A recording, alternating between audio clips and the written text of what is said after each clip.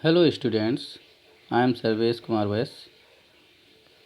NIC online classes में आप सभी का स्वागत करता हूं। लास्ट वीडियो में you study about the verb. आपने लर्न किया kinds of the verb, intransitive verb, transitive verb, linking verb and auxiliary verb to phrasal verb.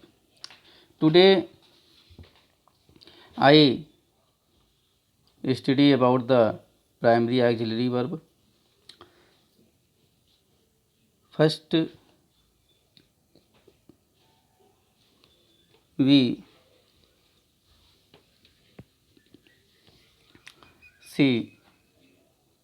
should see about auxiliary verb.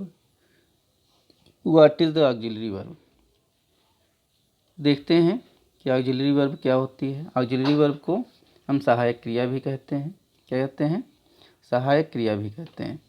सहायक क्रिया अर्थात ऑक्सिलरी वर्ब 2 टाइप्स होती हैं, अर्थात 2 प्रकार की होती हैं। फर्स्ट देखें प्राइमरी ऑक्सिलरी वर्ब, जिसे हम प्राथमिक सहायक क्रियाएं कहते हैं। दूसरी जो है नेक्स्ट मॉडल ऑक्सिलरीज, अर्थात विधि सूचक सहायक क्रियाएं। ध्यान देंगे कि ये दूसरी हैं, ये 2 प्रकार की सहायक क्रियाएं होती हैं। तो आज हम today we study about primary auxiliaries. Primary auxiliaries हैं क्या?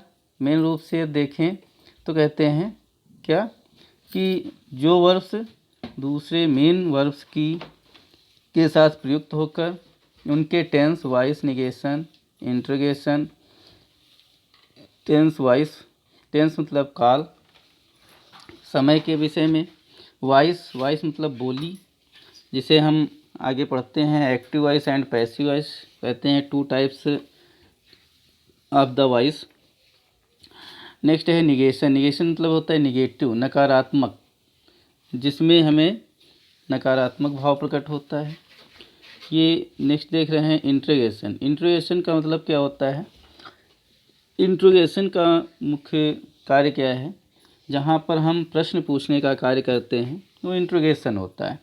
फिर देख रहे हैं वी कैन सी एम्फेसिस क्या होता है? एम्फेसिस होता है एक विशेष प्रकार की अवधारणा, या आप इस तरह से कह सकते हैं कि अति महत्वपूर्ण कोई वार्तालाप जो है उसको करने में जो वर्ब सहायता करती है इसको समझने में, तो इस तरह से आप देखते हैं कि उनके निर्माण में जो सहायता करती हैं वो प्राइमरी ऑक्सिलरीज कहलाती हैं।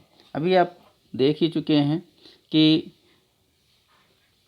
वर्ब्स होती क्या हैं। तो आप देख चुके हैं कि जो वर्ब्स टेंस प्रकट करने में सहायता करती हैं वो जो है ऑक्सिलरी वर्ब्स कहलाती हैं। तो इस तरह से आप देख रहे हैं कि ऑक्सिलरी वर्ब्स होती क्या है। अब बताया गया कि इनके अंतर्गत जो ऑक्सिलरी वर्ब हैं वो कौन कौन सी बताई गई? बी वर्ब, बी, हैव और डू। तो फर्स्ट जो है वर्ब बी है। बी के अंतर्गत आप देख रहे हैं कि इज है, एम, आर, वाज, वर, इनका प्रयोग हुआ, ये रूप दर्शाए गए।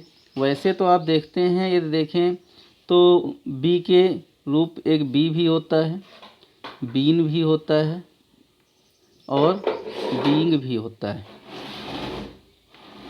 ठीक है, तो इस तरह से आप देखें बी, बीन, बीइंग। लेकिन हमें यहाँ पर ध्यान देना है कि इज, एम, आर, वाज, वर, इनका प्रयोग किस रूप में होता है? जो इज, एम, आर हैं इनका प्रयोग प्रेजेंट टेंस और वाज था वर का प्रयोग पास्ट टेंस के अंतर्गत होता है। ये ध्यान देना है।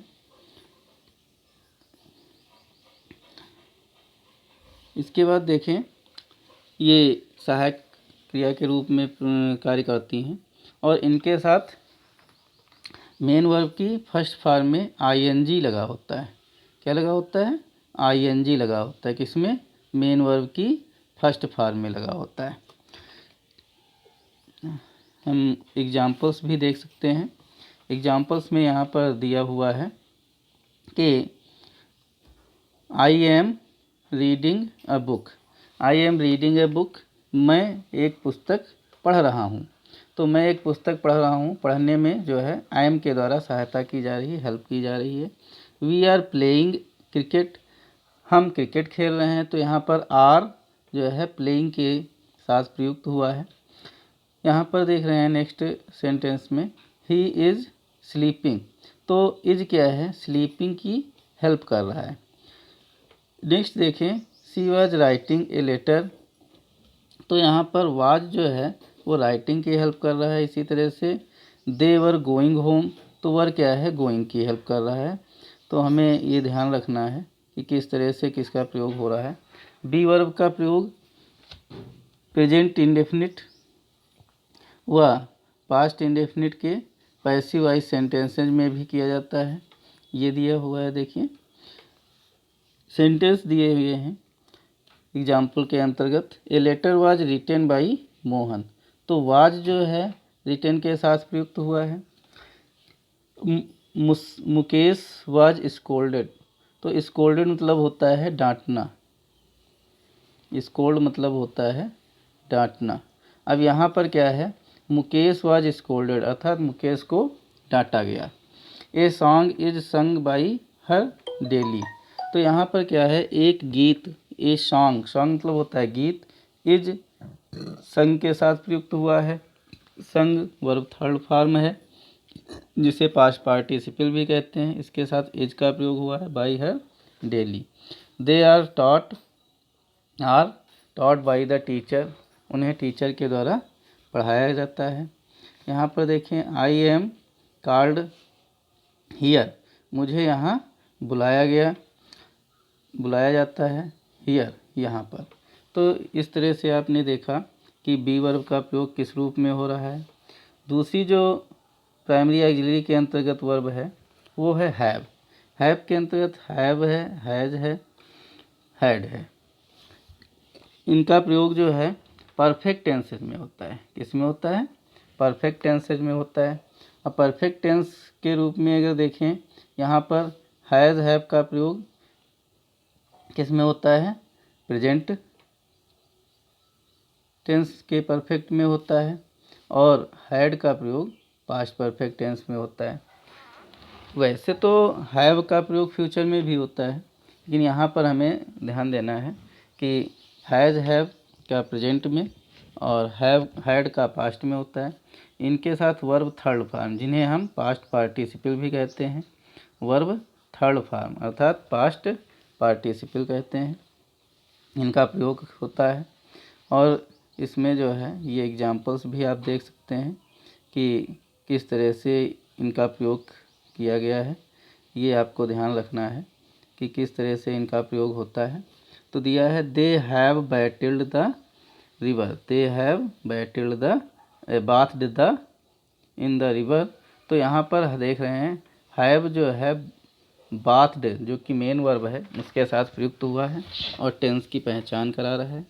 इसी तरह से he has completed his work, तो हैज़ क्या है, हैज़ भी कंप्लीटेड के साथ प्रयुक्त हुआ है। इसी तरह से I had eaten the food, तो हैड क्या है, ईटन द फूड, हैड जो है ये प्रकट कर रहा है कि किस टेंस का ये सेंटेंस है। इसी तरह से Ram has bought a book, has यहाँ पर है। यहाँ पर Sudha had not cooked the food, तो हैड क्या है, ये नॉट के बाद जो मेन वर्ब आई हुई है कुक्ड, इससे संबंधित है, इसकी ये हेल्प कर रही है टेंस पहचानने में। इस तरह से तीसरी जो वर्ब है वो आप देख रहे हैं, वो कौन सी है, ये आपकी डू वर्ब है। डू के भी रूप होते हैं, डू डज डिड। डू का प्रयोग प्रेजेंट टेंस में और डज का प्रयोग पास्ट इंडेफिनिट टेंस में होता है। ये किसके लिए होता है, निगेटिव सेंटेंसेज में और इंट्रोगेटिव सेंटेंसेज में होता है। यदि हम अफर्मेटिव सेंटेंस में देखें तो डू या डज का प्रयोग मेन वर्ब के रूप में होता है। तो ये ध्यान देंगे, इनका प्रयोग केवल निगेटिव या इंट्रोगेटिव सेंटेंसेज में होता है। ये एग्जांपल्स आप देख सकते हैं। एग्जांपल्स में दिया गया है, ही डज नॉट अब्यूज, वह गाली नहीं देता है। क्या नहीं देता है? वह गाली नहीं देता है। अब्यूज क्या है? अब्यूज मेन वर्ब है, एमबी कह सकते हैं। और ये जो डज है वो ऑक्सिलरी वर्ब या हेल्पिंग वर्ब के रूप में देखते हैं। इसी तरह से दे डू नॉट प्ले, तो यहाँ पर भी डू जो है वो हेल्पिंग वर्ब है और प्ले जो है वो क्या है? मेन वर्ब है। इसी तरह से यहाँ नेक्स्ट सेंटेंस में देखते हैं, does she complete her work. तो डज देखिए बिगिन में आया, सेंटेंस के प्रारंभ में आया। तो डज यहाँ पर क्या है? डज जो है हेल्पिंग वर्ब है और कंप्लीट जो है वो मेन वर्ब है। इस तरह से आप देख रहे हैं ये इंट्रोगेटिव सेंटेंसेज में इनका प्रयोग हुआ है और निगेटिव में प्रयोग हुआ है। और भी देखें कि दिया है, ही डिड नॉट स्विम। अब यहाँ पर देख रहे हैं स्विम क्या है? स्विम मेन वर्ब है, तैरना। और डिड हेल्पिंग वर्ब के रूप में प्रयुक्त हो रही है, नॉट बीच में लगा हुआ है, वह नहीं तैरता है।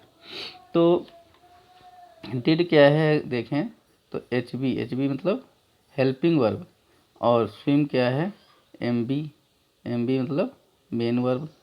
यहाँ पर नेक्स्ट सेंटेंस देखिए, और डिड से ये भी पता चल रहा है कि ये पास्ट टेंस में है। Did he come to you. अब यहाँ पर देखें डिड लगा हुआ है, इंट्रोगेशन मार्क भी लगा हुआ है। तो इस तरह से ये देख रहे हैं, ये इंट्रोगेशन मार्क है। इस तरह से देखते हैं कि ये जो है इंट्रोगेटिव सेंटेंस है पास्ट टेंस का। तो इस तरह से आपने देखा कि हमने इन तीनों रूपों को पढ़ा। प्राइमरी ऑक्सिलरी की तीनों वर्ब्स जो हैं, थर्ड वर्ब्स, वो आपने देखा बी वर्ब। बी के बाद आपने पढ़ा हैव, और इसके बाद आप देख रहे हैं कि डू। इनका अध्ययन किया, इसे ध्यानपूर्वक आप देखें और समझें। और जैसा कि मैं मानता हूँ कि आप सभी ने आरोग्य सेतु ऐप को डाउनलोड कर लिया होगा, और आप घर पे रहें, सुरक्षित रहें। Thanks for watching the video. Thank you.